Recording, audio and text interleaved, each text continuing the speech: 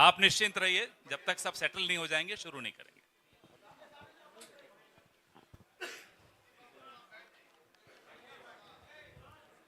ये दरवाजा बंद कर दीजिए। नमस्कार साथियों, चुनाव प्रचार के अंतिम दिन आप सबका स्वागत है। पूरे प्रचार में आपने देखा किस तरह से हमने एक पॉजिटिव नैरेटिव पर निर्भर किया, और जो एक सरकार या एक राजनीतिक दल की जिम्मेदारी होती है, दायित्व होता है कि उसकी भूमिका समाज में क्या रहनी चाहिए, उस दायित्व का पूरा ध्यान रखा गया।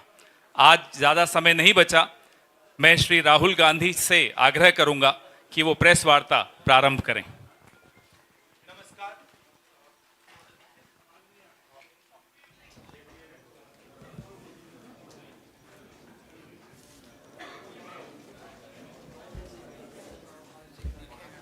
नमस्कार, कैसे हैं आप? ठीक हैं?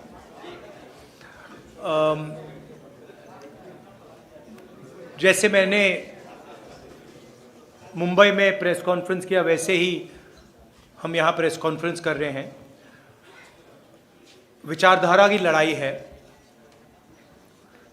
एक तरफ इंडिया गठबंधन, कांग्रेस पार्टी जो संविधान की रक्षा कर रही है और गरीबों की सरकार, किसानों की, मजदूरों की, पिछड़ों की, दलितों, आदिवासियों की सरकार चलाना चाहते हैं, और दूसरी तरफ वो शक्तियां जो संविधान को, अंबेडकर जी के संविधान को क्रश करना चाहती हैं, ख़त्म करना चाहती हैं, फाड़कर फेंकना चाहती हैं।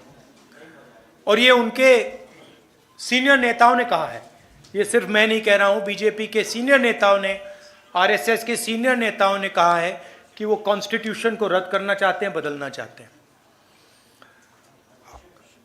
दो तीन चीजें हमारे लिए क्रिटिकल हैं।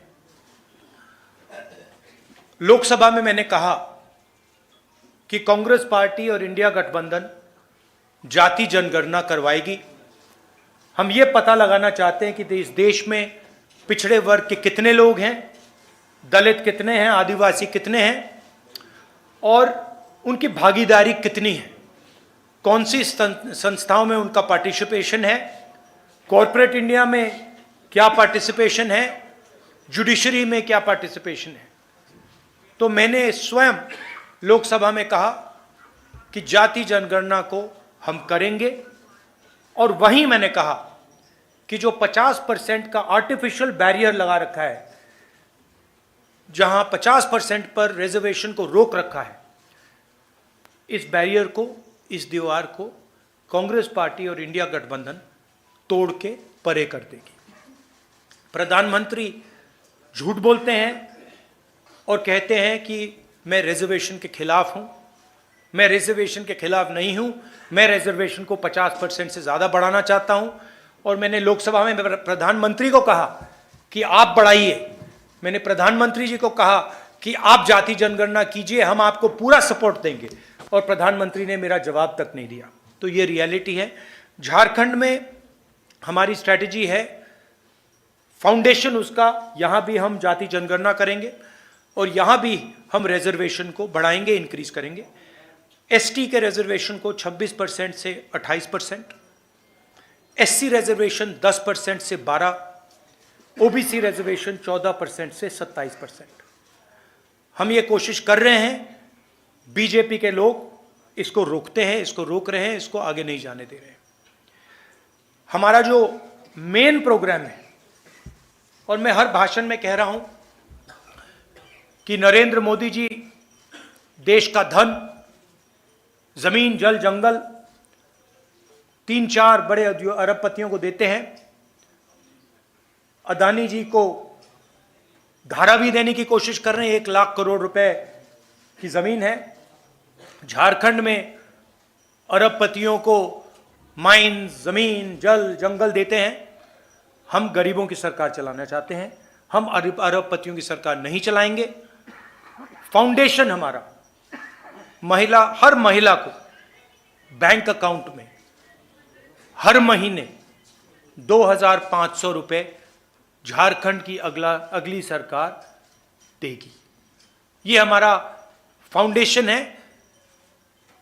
झारखंड की हर महिला से कहना चाहता हूं, हर गरीब महिला से कहना चाहता हूं, जैसे ही हमारी सरकार आएगी आपको बैंक अकाउंट में हर महीने 2,500 रुपये मिलेगा। फूड सिक्योरिटी बहुत बड़ा मुद्दा है। 7 किलो हर महीने हर व्यक्ति को हमारी सरकार देगी।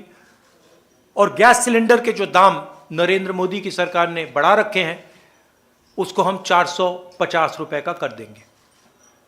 स्वास्थ्य योजना, राजस्थान में हमने एक ऐतिहासिक स्वास्थ्य योजना लागू की थी। 25 लाख रुपए तक का वहां पे हेल्थ इंश्योरेंस था और बहुत सारे लोगों को फायदा हुआ। ऑपरेशन करवाना हो, हार्ट, पेट का, किडनी का, हार्ट का वाल्व बदलना हो, स्टेंट लगवानी हो, गरीब से गरीब व्यक्ति इस योजना का फायदा उठा सकता था। वही एक्सपीरियंस हम झारखंड के लोगों को देना चाहते हैं और इसलिए हम झारखंड के लोगों के लिए स्वास्थ्य बीमा योजना, 15 लाख रुपए तक का हेल्थ केयर कवर, आप प्राइवेट अस्पताल में कोई भी सर्जरी करवा पाएंगे, चाहे वो दिल की हो, किडनी की हो, लिवर की हो, जॉइंट रिप्लेसमेंट हो। 15 लाख रुपए तक का जो बिल है झारखंड की सरकार आपके लिए उसका पेमेंट दे देगी। किसानों के लिए धान की एमएसपी आज 2,400 रुपए प्रति क्विंटल है। आने वाले समय में जब हमारी सरकार बनेगी 3,200 रुपए प्रति क्विंटल हमारी सरकार झारखंड के किसानों को धान के लिए देगी। और जो हमारे युवा हैं जिनको नरेंद्र मोदी जी ने बेरोजगार किया है, नोटबंदी करके, गलत जीएसटी लागू करके, उनको हम कहना चाहते हैं कि हमारे चीफ मिनिस्टर ने कमिटमेंट दिया है कि अगले 5 साल में उनकी कोशिश होगी कि 10 लाख युवाओं को रोजगार दें। हम इसको पूरा समर्थन, अपना पूरा समर्थन देंगे और हमारी भी कोशिश होगी कि 10 लाख युवाओं को झारखंड में रोजगार मिले। 500 एकड़ के इंडस्ट्रियल पार्क हर डिस्ट्रिक्ट में हम बनाएंगे और डिग्री कॉलेज हर ब्लॉक में और प्रोफेशनल कॉलेजेस हर डिस्ट्रिक्ट में। ये हमारा प्रोग्राम है। इसकी पूरी फाइनेंशियल प्लानिंग हमने की है और जो यहाँ हम कह रहे हैं ये हमारा कमिटमेंट है, हम ये झारखंड की जनता को देंगे। मेन चीज़ मैं झारखंड के लोगों को कहना चाहता हूँ, ये लड़ाई विचारधारा की लड़ाई है, संविधान को बचाने की लड़ाई है, रिजर्वेशन को बढ़ाने की लड़ाई है, किसानों की, मजदूरों की रक्षा की लड़ाई है, बेरोजगार युवाओं की रक्षा की लड़ाई है। एक तरफ कांग्रेस पार्टी जो अंबेडकर जी के संविधान को, गांधी जी के संविधान को, बुद्ध भगवान के संविधान को, नारायण गुरु बसवना जी, फूले जी के संविधान को बचा रही है, संविधान की रक्षा कर रही है, और दूसरी तरफ आरएसएस और बीजेपी जो अंबेडकर जी के संविधान को खत्म करने में लगे हैं। और मैं यहां मीडिया के सामने कहना चाहता हूं कि कांग्रेस पार्टी का हर कार्यकर्ता, हर नेता ये कभी नहीं होने देगा, संविधान को हम कभी नहीं खत्म होने देंगे। धन्यवाद। एक सेकंड। अच्छा, एक और इशू है। 1.36 लाख करोड़ झारखंड की सरकार का है पैसा, वो दिल्ली की सरकार दे नहीं रही है। लैंड कॉम्पनसेशन का पैसा है, कोल रॉयल्टी का पैसा है, और ये झारखंड के खिलाफ बीजेपी की सरकार काम कर रही है। और झारखंड के लोगों को मालूम होना चाहिए कि ये नरेंद्र मोदी जी का, अदानी का पैसा नहीं है, ये आपका पैसा है, ये आपके डेवलपमेंट का पैसा है, शिक्षा का, स्वास्थ्य का पैसा है, और ये आपको मिलना चाहिए था और बीजेपी ने आपको ये नहीं दिया है। तो ये आपको मालूम होना चाहिए। धन्यवाद। एक सेकंड, एक करके।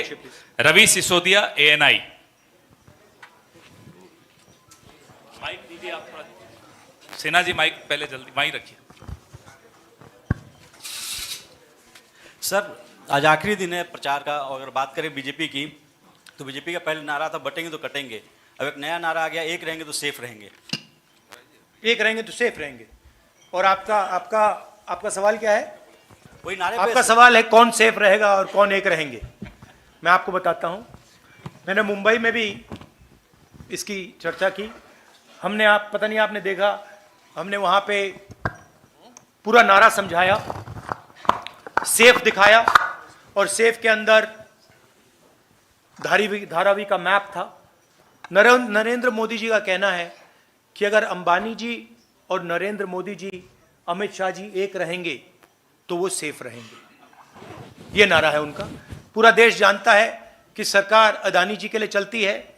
आपकी जमीन, आपका जल, आपका जंगल, आपके एयरपोर्ट, आपके पोर्ट, ये सारे के सारे नरेंद्र मोदी जी अदानी को देते हैं। कांग्रेस पार्टी गरीबों की सरकार चलाती है। हम रिजर्वेशन की बात करते हैं, हम विकास की बात करते हैं, बेरोजगारी की बात करते हैं, जाति जनगणना की बात करते हैं। तो ये क्लियर है, लड़ाई विचारधारा के, दो विचारधाराओं के बीच में है। हम कॉन्स्टिट्यूशन को बचा रहे हैं।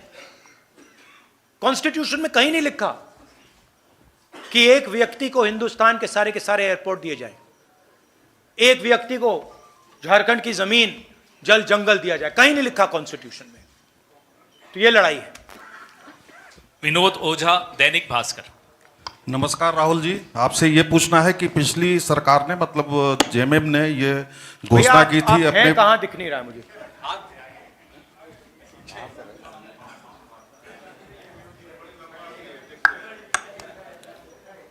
ये सबसे लंबे।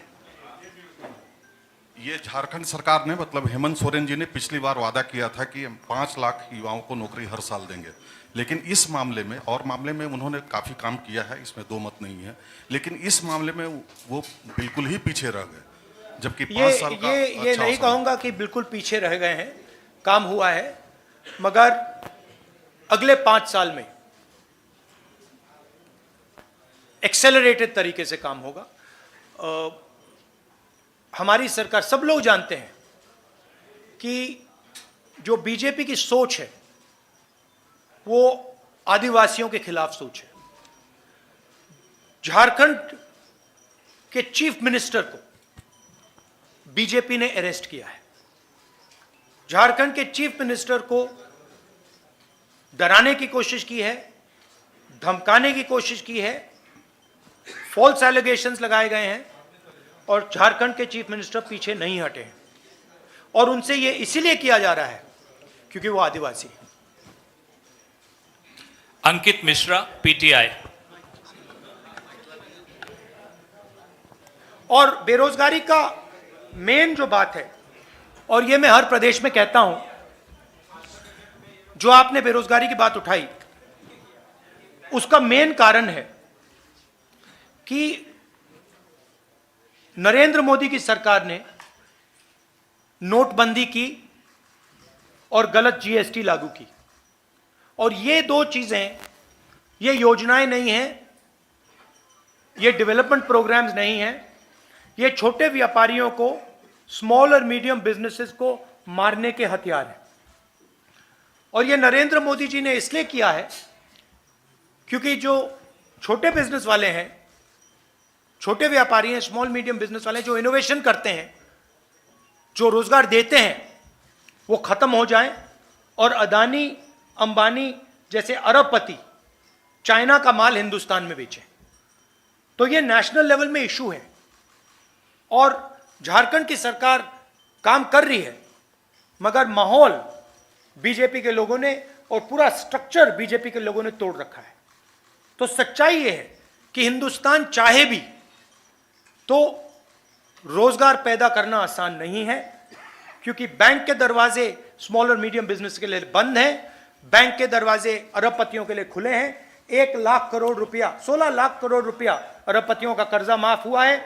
छोटे व्यापारियों का, किसान का 1 रुपया कर्जा माफ नहीं हुआ है। तो इसका मेन कारण यह है। मगर हमारे जो चीफ मिनिस्टर है झारखंड के, पूरा दम लगा के काम कर रहे हैं और हमारा पूरा सपोर्ट है उनके पीछे। अंकित मिश्रा, पीटीआई। भैया एक एक करके प्लीज। एक सेकंड, लाइन में अनुशासन से रहिए। भैया प्लीज। हेलो राहुल जी, मेरे छोटे छोटे 2 सवाल हैं। नहीं, एक सवाल जी। अच्छा, एक सवाल है, ये जो देखिए, हमारी कोशिश होगी कि ज्यादा से ज्यादा लोगों को सवाल मिले, मगर एक इशू है, सुनिए, सुनिए, एक इशू है, एक एक सवाल पूछिए और संक्षेप में पूछिए प्लीज। नेशनल पीपल पार्टी जो मणिपुर में उन्होंने एनडीए से अपना जो है सपोर्ट वापस ले लिया है, वहाँ पर फ्रेश वायलेंस जो हो रहे हैं, उसको कैसे देखते हैं आप सर? देखिए, मणिपुर में जो हो रहा है पूरे देश को मालूम है। 1.5 साल हो गए, 1.5 साल हो गए मणिपुर हिंदुस्तान का स्टेट है, मगर प्रधानमंत्री आज तक मणिपुर नहीं गए हैं। और मणिपुर में मैं गया हूं, मैंने अपनी आंखों से जो हो रहा है देखा है। हमारी पूरी सपोर्ट है। हमने सरकार को कहा है कि जल्दी से जल्दी हिंसा को बंद कीजिए, मगर नहीं हो रहा है। और इसमें वेस्टेड इंटरेस्ट किसी का तो है। होम मिनिस्टर जी को अपना काम करना चाहिए, मगर किसी ना किसी कारण होम मिनिस्टर अपने काम में इंटरेस्ट नहीं ले रहे हैं। मगर जो मणिपुर में हो रहा है पूरा देश जानता है, बिल्कुल गलत हो रहा है और हिंसा को एकदम वहां पे बंद होना चाहिए। और एक बार फिर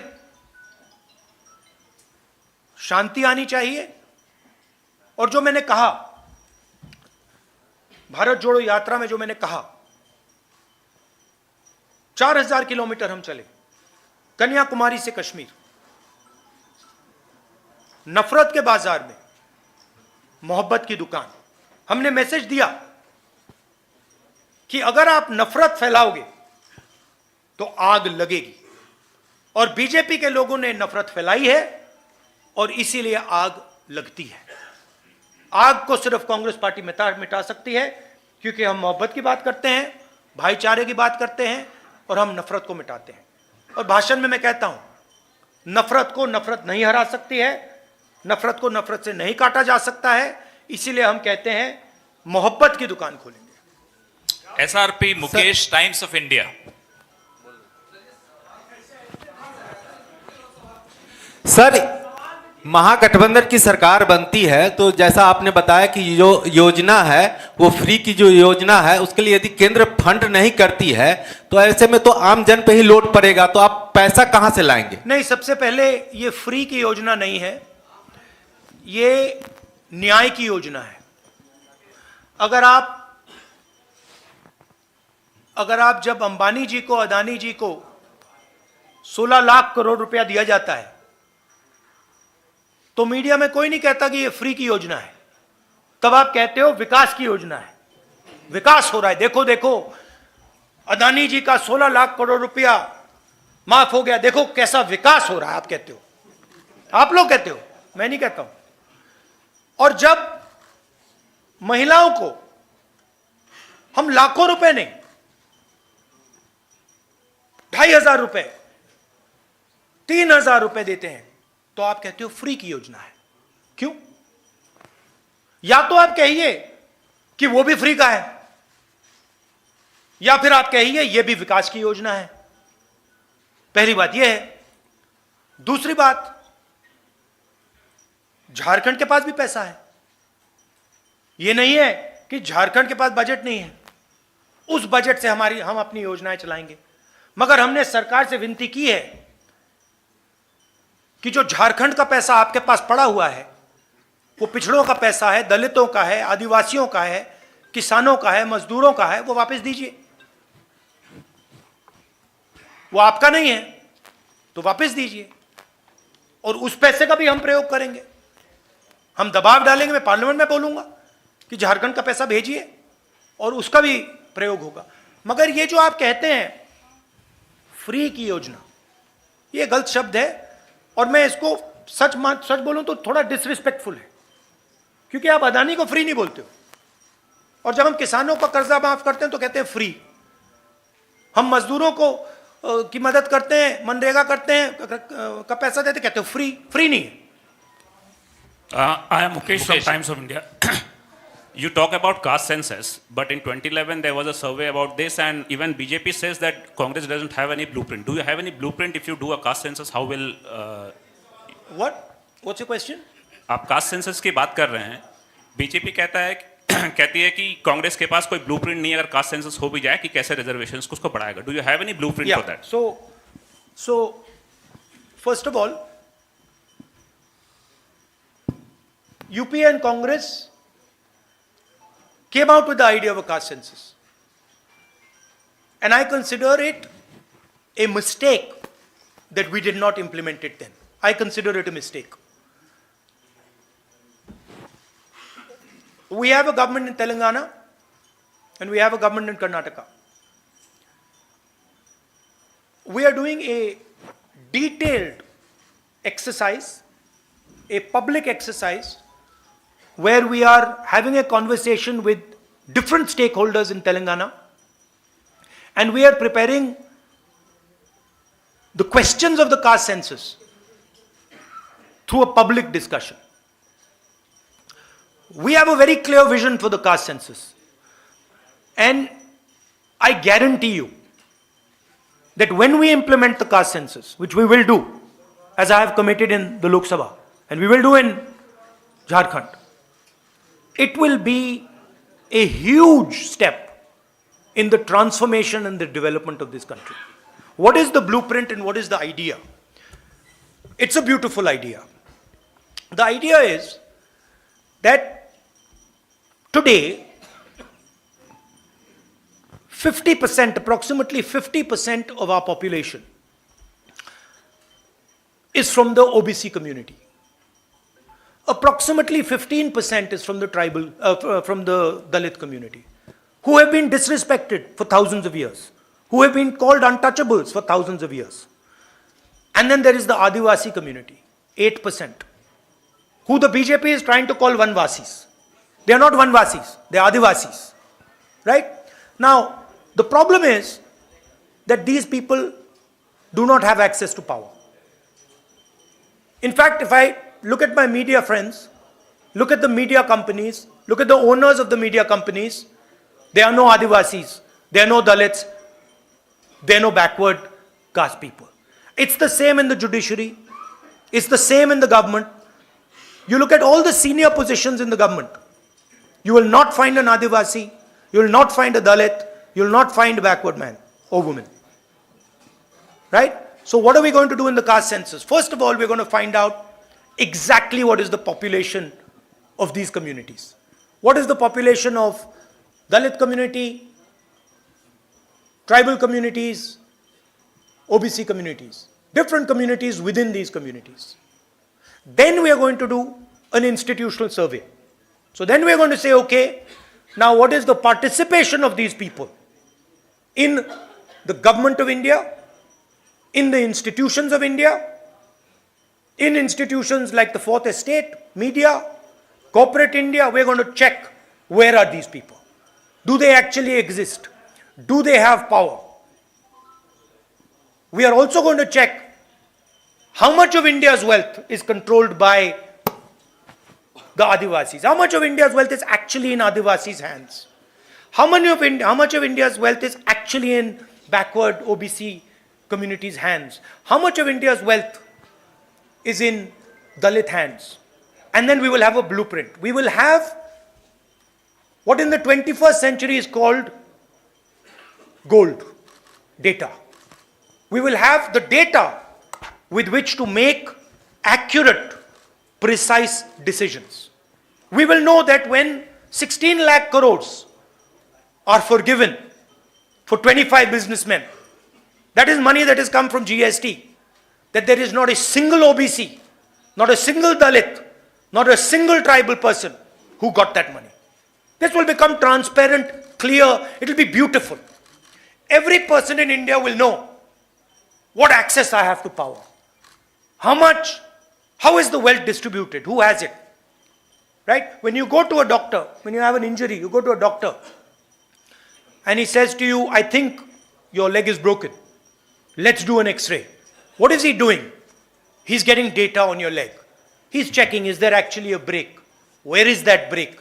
And then once he's seen the break, he can apply medicine, he can do treatment.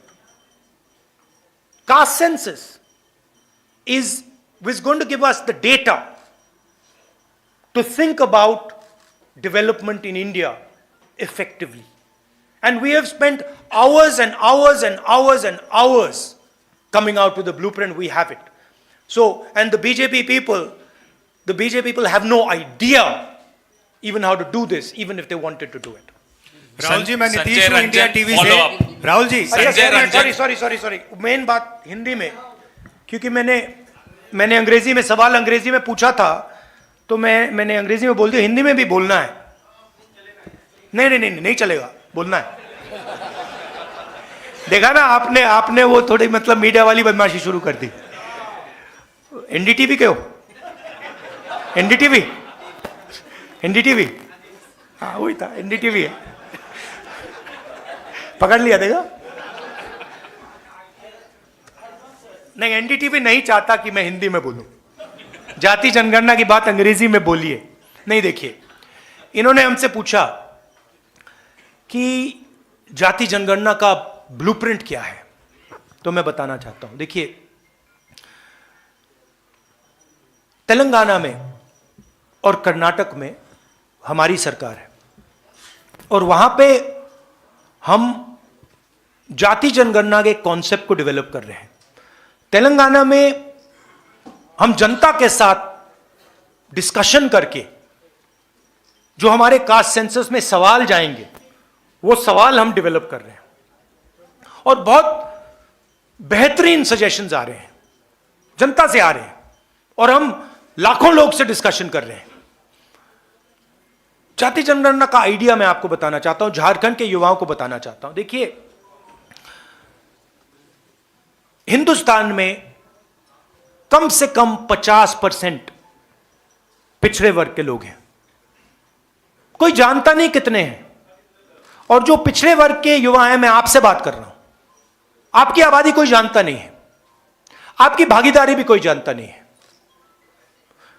दलित 15% है, आपकी आबादी लोग जानते हैं, मगर आपकी भागीदारी कोई नहीं जानता।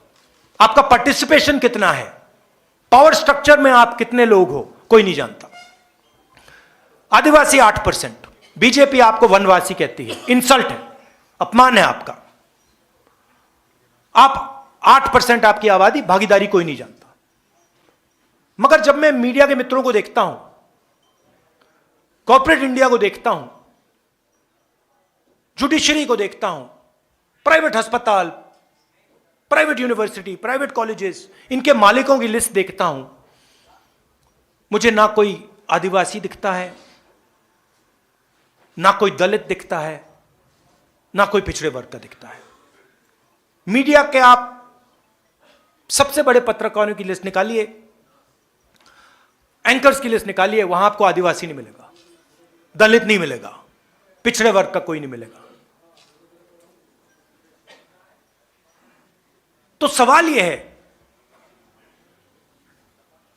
कि 73% दलित आदिवासी पिछड़े लोग हैं, और इनका हिंदुस्तान के पावर स्ट्रक्चर में कितनी जगह है, कितना पार्टिसिपेशन है? इस सवाल का हम जवाब निकालना चाहते हैं। मैं जानता हूं कि नरेंद्र मोदी जी ने 20-25 अरबपतियों का 16 लाख करोड़ रुपया कर्जा माफ किया है, और मैं यह भी जानता हूं कि अगर हम उन कंपनीज के मालिकों की लिस्ट निकालें, उनकी सीनियर मैनेजमेंट की लिस्ट निकालें, जिन लोगों को करोड़ों रुपए की सैलरी मिलती है, उस लिस्ट में आपको एक दलित नहीं मिलेगा, एक आदिवासी नहीं मिलेगा, एक पिछड़ा वर्ग का व्यक्ति नहीं मिलेगा। मतलब हिंदुस्तान का उसमें रिप्रेजेंटेशन है ही नहीं। इसलिए हम जाति जनगणना की बात कर रहे हैं। इसलिए मैंने पार्लियामेंट हाउस में प्रधानमंत्री के सामने कहा कि देखिए, हम करेंगे, हम पता लगाना चाहते हैं कि 73% के पास कितनी भागीदारी है, कहां कहां हैं ये लोग। मनरेगा की लिस्ट में मिलते हैं, मजदूरों की लिस्ट में मिलते हैं, लाइन लगी हुई है। हम पता लगाना चाहते हैं हिंदुस्तान के पावर स्ट्रक्चर में कहां है। जाति जनगणना का यह कॉन्सेप्ट है, और यह क्रांतिकारी कॉन्सेप्ट है। इससे हिंदुस्तान की राजनीति हमेशा के लिए बदल जाएगी। क्यों बदलेगी? क्योंकि 21वीं सदी डेटा की सेंचुरी है। डेटा जो 20th सेंचुरी में तेल काम करता था, उसको ब्लैक गोल्ड कहते थे, अब डेटा वो काम करेगा। ये सोने से भी मतलब कीमती चीज है। हम देश का डेटा निकालना चाहते हैं। हम पता लगाना चाहते हैं कि इन संस्थाओं में ओबीसी कितने, दलित कितने, आदिवासी कितने। हम पता लगाना चाहते हैं कि हिंदुस्तान में जो धन है, जो जीएसटी है, वो कहां जा रहा है, किसके हाथ जा रहा है। सिर्फ अरबपतियों के हाथ जा रहा है या गरीबों के हाथ जा रहा है, किसानों के हाथ जा रहा है, और ये कौन है। तो एक प्रकार से मैंने कहा, आप डॉक्टर के पास जाते हो, डॉक्टर एक्सरे लेता है, आपकी हड्डी का एक्सरे लेता है। वो क्या है? वो डेटा है कि भैया फ्रैक्चर है, कहां कहां फ्रैक्चर है। ये हम जाति जनगणना से करना चाहते हैं। जाति जनगणना का कॉन्सेप्ट मैं आपको बताता हूं। और जो ओबीसी युवा हैं, दलित, आदिवासी युवा और गरीब जनरल कास्ट के युवा, ये आपके लिए जरूरी है। माइनॉरिटीज के युवा, ये आपके लिए जरूरी है, समझना जरूरी है। क्योंकि ये सारे जो रास्ते बंद हो रखे हैं आपके लिए, जो बेरोजगारी फैल रही है, जो महंगाई बढ़ रही है, ये इसलिए हो रहा है क्योंकि आपका पूरा का पूरा धन 20-25 लोगों के हाथ में जा रहा है। छोटे व्यापारी, जैसे मैंने भी बोला, छोटे व्यापारी जो देश को रोजगार देते हैं, खत्म किए जा रहे हैं। तो ये हमारा लक्ष्य है। जाति जनगणना के बाद हर आदिवासी युवा को पता लग जाएगा कि हिंदुस्तान के पावर स्ट्रक्चर में आदिवासी कहां है। हर दलित को, हर पिछड़े वर्ग के व्यक्ति को पता लग जाएगा कि हिंदुस्तान के पावर स्ट्रक्चर में मेरा भाई कहां है, मेरा पिछड़े वर्ग का कौन कौन कहां है, सब ट्रांसपेरेंट हो जाएगा। और उसके बाद हम सचमुच में डेवलपमेंट की बात कर सकेंगे। उसके बाद हम सचमुच में एक नए तरीके से हिंदुस्तान में विकास ला पाएंगे। ये जो हमारा सिस्टम है, जो आज सिस्टम चल रहा है, जो नरेंद्र मोदी जी वाला है विकास का सिस्टम, जो मैंने आज आपको सेफ दिखाया, वो फेल हो गया, खत्म हो गया है। ये किसी काम का नहीं है। तो ये नेक्स्ट जनरेशन का जो डेवलपमेंट का पैराडाइम है, डेटा का पैराडाइम है, उसकी फाउंडेशन जाति जनगणना है। और हमने हजारों घंटे, हमारी पार्टी ने, हमारे नेताओं ने जाति जनगणना के बारे में डेवलप करने में, इसके बारे में सोचना, हमने काम किया है। तो हम रेडी हैं। तेलंगाना में इंप्लीमेंट होगा, कर्नाटक में इंप्लीमेंट होगा, झारखंड में हमारी सरकार आएगी, इंप्लीमेंट होगा। और फिर आप देखना, जो यहां पिछड़े वर्ग के युवा हैं, दलित, आदिवासी, गरीब, जनरल कास्ट, माइनॉरिटी, फिर आप देखना क्या होता है। सेलफोन का क्या फायदा है? आप सेलफोन चलाते हो, क्या फायदा है? डेटा मिलता है, पता लग जाता है क्या कहां है। वही हम जाति जनगणना के साथ करना चाहते हैं।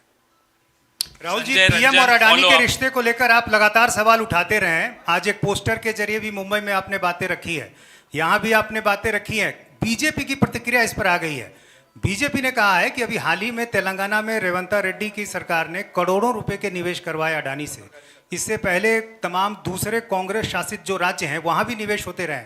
1993 में चिमन भाई पटेल की सरकार के समय 10 रुपए स्क्वायर मीटर की दर से मुंद्रा पोर्ट के लिए जमीन दी गई। हाँ। तो जब खुद देखिए, आपके मुख्यमंत्री आपके शासित राज्यों में अडानी से आप सहयोग ले रहे हैं, तो फिर ये सवाल आप बार बार क्यों उठाते हैं? मैं बताता ये हूं, बीजेपी मैं पूछ बताता रही हूं, है। मैं बताता हूं। ये आपका अच्छा सवाल है।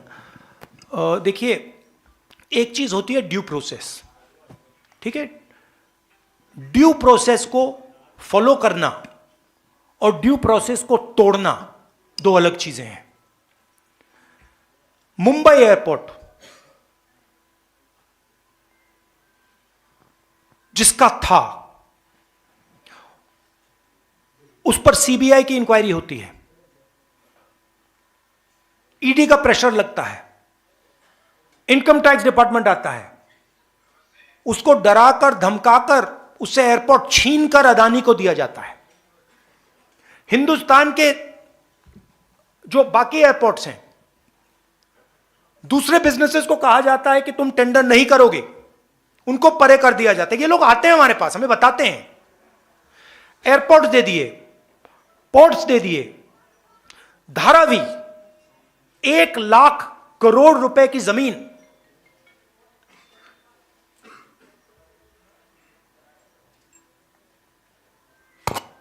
नॉन ट्रांसपेरेंट टेंडर, मैंग्रोव की जमीन जिससे पूरी मुंबई को नुकसान होगा, वो आप ले रहे हो, एक्वायर कर रहे हो। धारावी के लोगों से पूछा ही नहीं आपने, उनको धमका के डरा के निकाल रहे हो। ये ड्यू प्रोसेस नहीं है, ये चोरी है। हम ड्यू प्रोसेस के खिलाफ नहीं है, और हम ये भी एक्सेप्ट करते हैं कि हिंदुस्तान में बड़े बिजनेसेस हैं और उनकी जगह है। अदानी, अंबानी, टाटा, बिरला, इनकी जगह है, मगर हम ये नहीं एक्सेप्ट करेंगे कि सिर्फ इनकी जगह होगी। और हम ये बिल्कुल नहीं एक्सेप्ट करेंगे कि एक अरबपति को हिंदुस्तान का पूरा धन चोरी करके पकड़ाया जा रहा है। तो आप ड्यू प्रोसेस,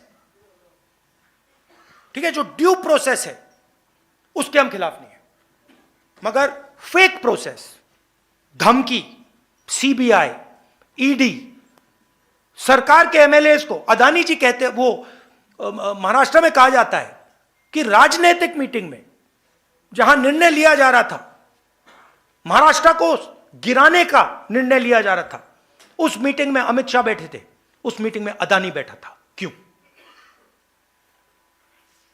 अदानी जी महाराष्ट्र की सरकार को डिस्टर्ब क्यों कर रहे हैं?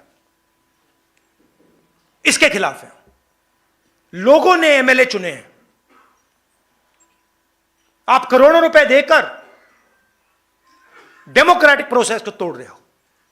बीजेपी कर रही है, नरेंद्र मोदी कर रहा है, अमित शाह कर रहे हैं।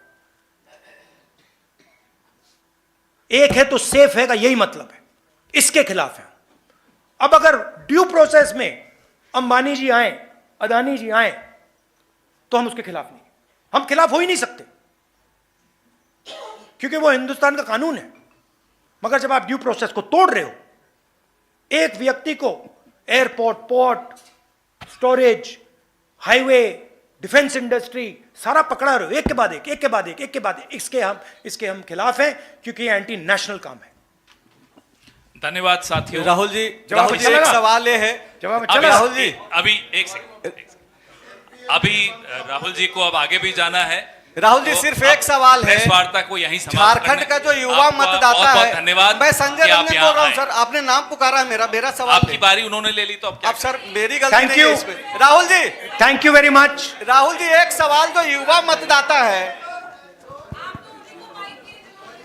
ये झारखंड के युवाओं के लिए ये हमारी गारंटीज हैं।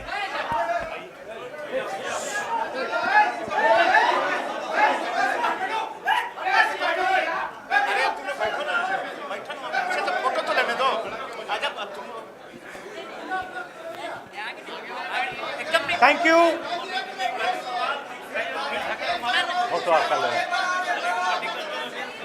मोदी के लिए कुछ